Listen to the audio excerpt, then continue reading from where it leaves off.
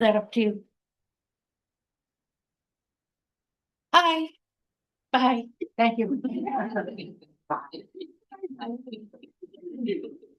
Jeepers. Good morning. Good morning. Welcome to the Institute of Spiritual Development, and thanks for joining us at our Sunday service this morning. I am Reverend JoAnn Wormuth from the Oneonta chapter of this national organization. We are a God-centered, metaphysical, inclusive church and school dedicated to the growth of our spiritual awareness in an atmosphere of unconditional love and acceptance. The homily this morning is finding the meaning in life's unfair moments. Grace doesn't depend on suffering to exist. But where there is suffering, you will find grace in many facets and colors. An infinite God can give all of himself to each of his children. He does not distribute himself that each may have a part, but to each one, he gives all of himself as fully as if there were no others. These words are from The Shack by A.W. Fawzer. Natural law is a constant order among nature's phenomena. Is in a certain working sequence. So that which belongs to the spiritual realm becomes natural, and that which belongs to the physical world gradually becomes spiritual. Taking a wide view, nature is the working model of spirit itself. The law of cause and effect states that for every action, there's a reaction. We can exercise control over our actions and ultimately affect those choices of our life. So why do bad things happen to good people? It can be said that bad things happen to good people due to the forces of cause and effect. How we respond to past events determines our future, no matter what that past has looked like. We need to accept these situations and find peace with them to create a better future. When you start researching, you find that the question of why a loving and all-powerful God allows suffering is one of humanity's oldest philosophical and theological dilemmas. While there is no single, universally accepted answer, various religions and philosophical perspectives are offered. While that is true, many references are made to the book of Job.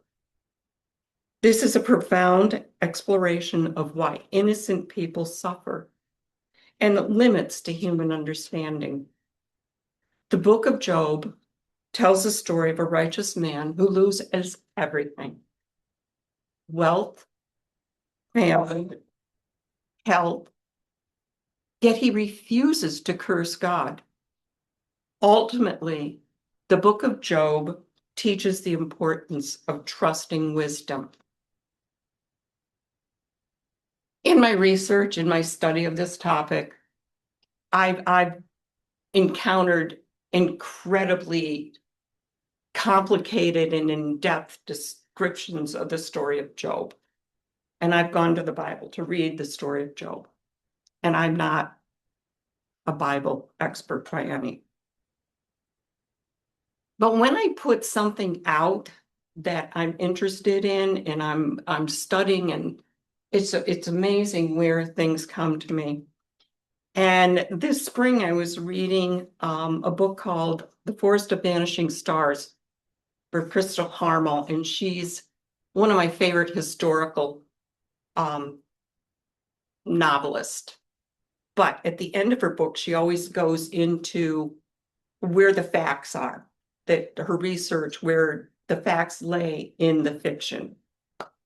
And the Forest of Vanishing Stars is about, and maybe you're familiar with this, during World War II, Jewish people hid in the forest and survived in the forest. And this is a story about the main character who has to go into town to get medicine. She has to risk and go in to get medicine for people in the group.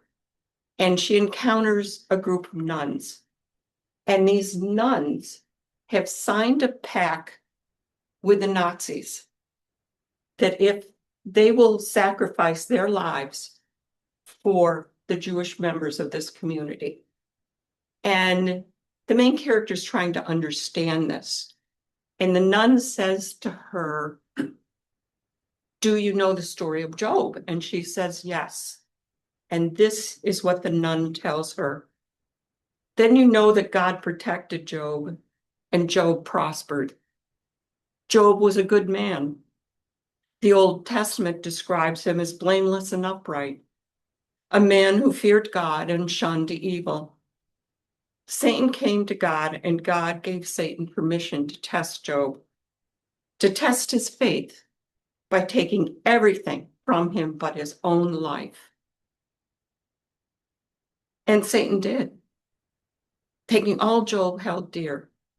Job cursed the day of his own birth, but he never cursed God. He did not understand God, why God was testing him, but he still believed in the Almighty. And at the end of Job's life, God restored everything.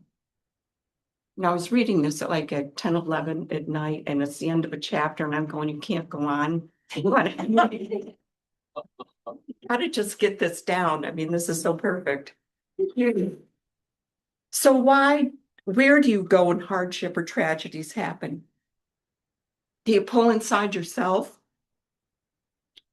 Do you ask, why me?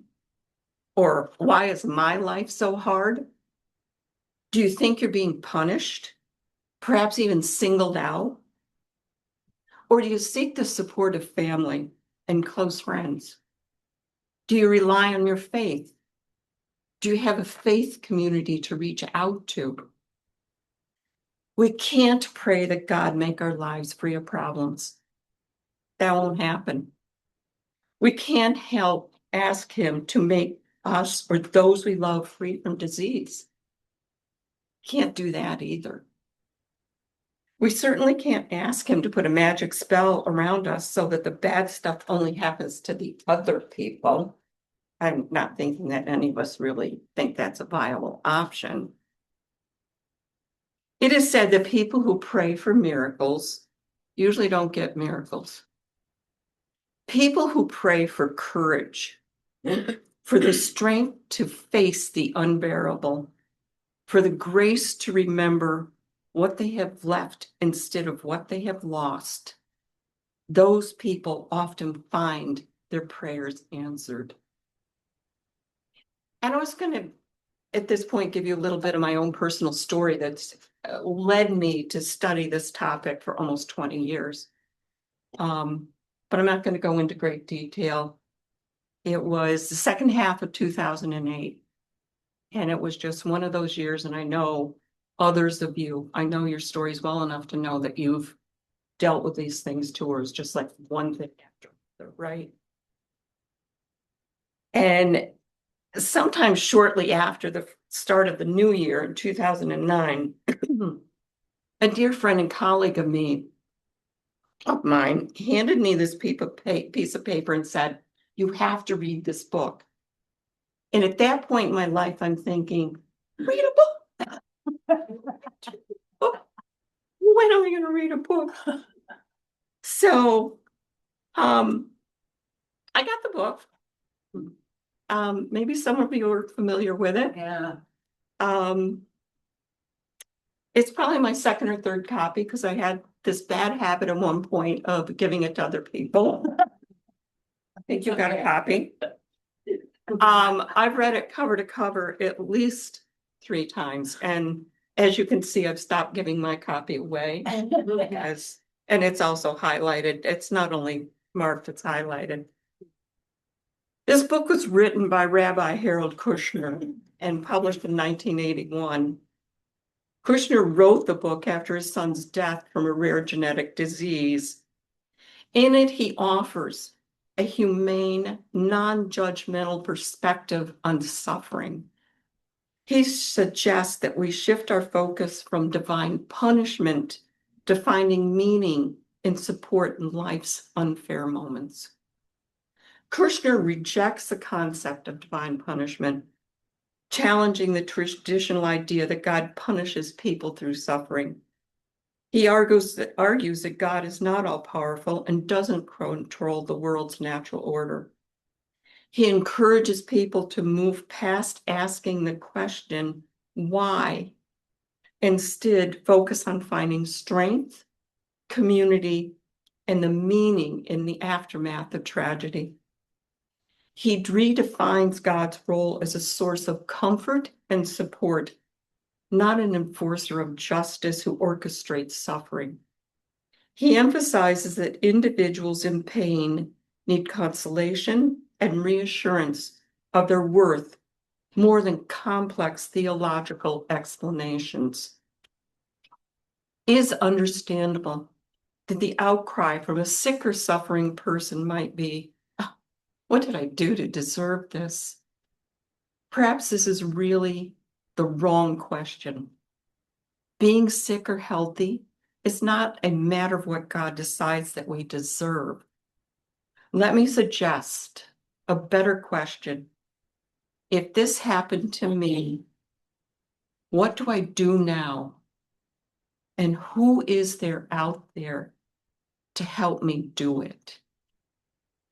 I'm going to narrow this down to about 2 sentences that I kind of want you to walk away with today. God does not create our misfortunes. God provides us with the grace to endure them. Thank you as we leave Facebook.